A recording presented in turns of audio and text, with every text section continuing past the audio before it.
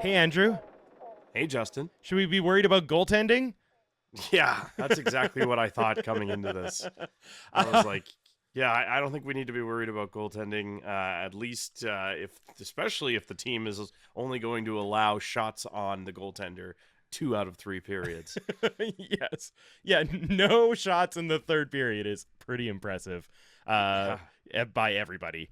Okay, this is our post-game instant reaction to Game 2 against Saginaw, Round 1. I said so many words there, but And this you is where we didn't are. even say the name of the series, The Road to the Robertson. This is the road to the Robertson. Urgh. We threw the normal release schedule out the window for the playoffs. We're coming at you fast and hard with new episodes all the time. So just make sure you're subscribed to wherever you want to listen to us.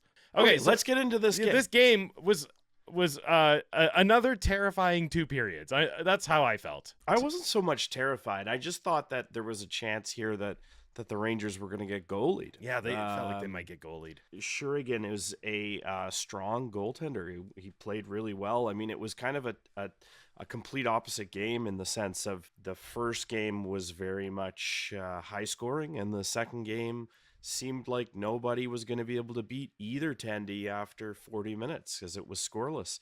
I also felt like the officiating was kind of the opposite a little bit too, where the Rangers seemed they could do no wrong in the first game. The only penalty they had in the first game was a coincidental, so they never had any penalty kills. In this one, it seemed like there was a little bit of maybe a skew towards the Rangers in heading to the penalty box. I was a little bit. There was a few calls that I was a little bit like, okay, you didn't call that, and then shortly after the Rangers are on the penalty kill because you're calling penalties again. I don't know. It didn't really feel like Saginaw could get called for hooking, slashing, cross-checking, or holding. Holding, yeah. Yeah, that holding seemed like especially. That seemed like the 4 that was like they were just off the table for Saginaw to take a penalty. They did eventually get a holding penalty, and it was Klepoff, and it was early in the third, but it also came with a Sam O'Reilly diving penalty at the same time. So it wasn't even, they got called on a hold, but it was immediately nixed by the embellishment penalty. Those London acting classes must be really good. Like, it's really held on to him there. Like, not good enough. Not good enough. I guess, not good enough because not good enough. Didn't get away with it out. But it doesn't matter because he scored his therd in 2 games to open the scoring early in the third, and that's kind of when I felt like, okay, all right, here we go. They just needed to beat Shergren. They needed to beat him once. Yeah, it just kind of had to happen. Obviously, Humps had a chance early in the game on the penalty shot. I actually thought he just did a little too much. I don't love when you're, maybe in the shootout, I don't mind that like slow approach and you're doing like 100,000 moves, but on a penalty shot in the game, I think the pressure and the speed is often, I think, to your advantage to just go in at full speed, but it didn't matter. No. In the end, it didn't matter, but in the moment, it felt like it might be the game breaker because it could have gone the other way. And there was a few times where they seemed to not be able to put the puck in the net despite having an open net. And I thought, is this going to be a game that they lose 2-1 or something? And yet they had like 3 or 4 scoring chances and they just couldn't.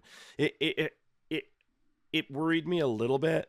And then obviously, as the game went on, it was clear that the defense was playing very tight, the same way we talked about the defense playing tight in front of Schabel. I very much felt like the defense was playing, and the team defense was playing much tighter in front of Kirsch.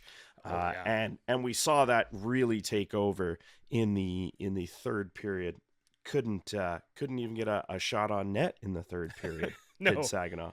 Yeah, there was a couple of things that I noticed. Anyways, the first period, the Rangers came out a lot hotter than they did in Game 1. That was nice to see. We saw in the second period that Saginaw came out in their very heated way in the in the second period in the exact same way they did in game one, but the Rangers were able to turn the script and not let them take the whole period. The Saginaw took the first 10 minutes. Rangers took the second 10 minutes, pretty dominant. Pretty much at the 30-minute mark of the game, the Rangers put their foot on the gas and never let up. Like, at that point, I agree. The game never went back to Saginaw. That's pretty much how I saw it too. Yeah. I thought the first period was there was some chances for both teams, and I felt like the first half of that second period was pretty much all Saginaw, and the Rangers were reeling a little bit. The one thing I noted in this game, all three periods it happened, and it could be an issue, is the Rangers turning the puck over on the offensive blue line. It is an issue that a lot of teams have. It causes rush chances. A lot of times teams score on them. Saginaw didn't. They did a good job of getting back and recovering, and it wasn't necessarily like an ugly turnover by any means. It was just like sometimes it was like a blocked shot, or like, you tied up at the line and you're not able to move that puck into the corner. It's a dangerous play. I think that's the one thing that I think the Rangers could eliminate from their game, is holding on to that puck at the blue line a little bit too much, because you will get those 2-on-1s, you will get those breakaways going the other way, and in the playoffs that can be a momentum killer. I saw it seemed like Saginaw was also pretty good at holding their line. Like, that was something that I didn't really know about Saginaw coming into this series, is they are pretty good at holding their own line against the Rangers, and like you're saying, that does tend to go to rushes the other way as well. So they're one thing that they need to clean up is a little bit getting into the zone. They're fully playing the 1-3-1, so like it's basically a trap for Saginaw. That you'll have three guys across and one man back, and it's really difficult to get the puck in because and Kitchener did Babs likes to give them that knowledge? No, because they were already doing it. They But were Kitchener loves to carry the puck in and loves to finesse their way in and pass it. Once they get in and set up, the turnovers at the blue line, that's what I'm talking about more, is when they're cycling the puck in the zone. There's so many times where it's like, you have a lot of time, but if you turn that puck over there, you have guys going back the other way. Saginaw maybe less so, but if they get into the next round, I'm not looking that far ahead, but if they get into the next round, they can, obviously. If they're playing a stronger opponent, you do not want to be turning that puck over and get caught flat-footed at your opponent's blue line. We can do a quick scoring summary because we can though, because I want to. Yeah, because it all happened in the third period. So Sam O'Reilly scores his third in 2 games. Gabe Chiarot scores his first of the playoffs for the patented insurance goal. Hold for sponsorship.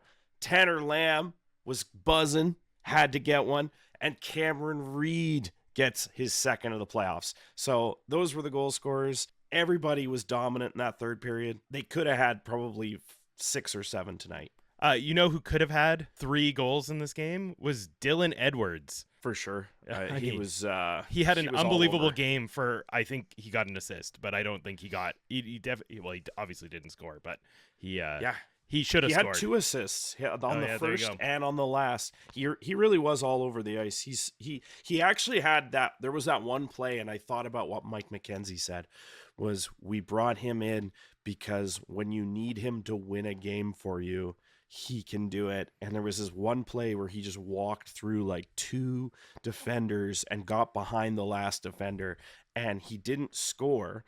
But it felt like, oh, here we go. Now we're going to score. This is it. That also reminds me of the Tanner Lam. He had basically, it was a breakaway. He was alone in front of the crease.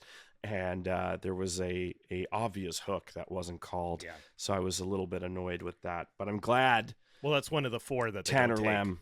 Yeah, I know, right? I'm glad Tanner Lam got a goal, because he deserved at least, that much. Yeah, this was a good defensive game too. Ando really pushed up the grittiness of his game. There was some more clean hits. And obviously Woolley had prepped that fight to start the first period, so that sort of got the Rangers going a bit. And then we saw Campbell on the PK take about 13 shots before they killed that penalty. So that dented suit cam probably has botulism for sure at this point. Well, so. he was the first star too, because he's the one who threw that puck at the net in the third period. To which, do you want to tell the AudPod audience what you texted me when you were watching that replay? No. Okay, I did think Sam O'Reilly had kicked it. There looked like there was a deliberate motion, but I'm glad that they didn't see that the same way I did. We'll take it. Yeah, I'll take it. It's no problems here.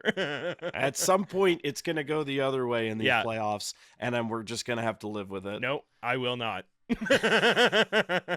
This is a biased podcast where I do not take takes back. And I can't believe you outed me on that. So here we are. I had to, because it came in. The text came in late on my side, so I had seen that it was called a good goal, and then the text came in, and I was like, no, not a kick. No, it wasn't. It wasn't a kick. No, it wasn't. Yeah, it wasn't. There we go. Another mini episode. That's the Rangers are now up 2-0 in this series. We go to Saginaw. Our next game is on Tuesday night. So tune in for that, and then hopefully just the series will be over on Thursday. So would be great. Would be great. You know, it's also exciting. The Sioux is up 2-0. Oh, yeah, I know. That's really exciting. Although I don't know if that's a good thing or a bad thing. I don't know either, because the Sioux is a bit of a dark horse for the Rangers this year. So they're a good team. They are a good team. I think whoever that they play in the second round is unfortunately going to be a good team. Yeah. Yep. Yeah, there it is. Thanks, everyone. Thanks for tuning in, and we'll see you on Tuesday.